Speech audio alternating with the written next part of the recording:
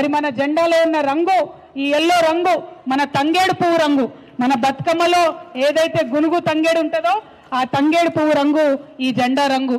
ఆడబిడ్డలు పసుపు కుంకుమ భారతదేశం అంతా కూడా ఏదైతే పవిత్రంగా భావిస్తారో, సౌభాగ్యం అని భావిస్తారో ఆ పసుపు రంగే మన జెండా రంగు.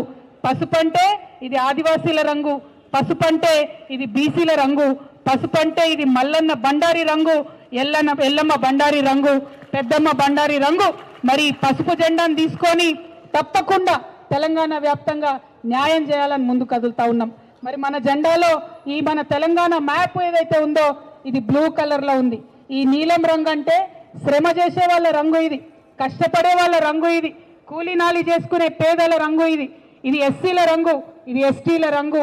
మరి అందరికన్నా ముఖ్యంగా ఇది మా ఆడబిడ్డల రంగు, నీలి రంగు, నీటి రంగు.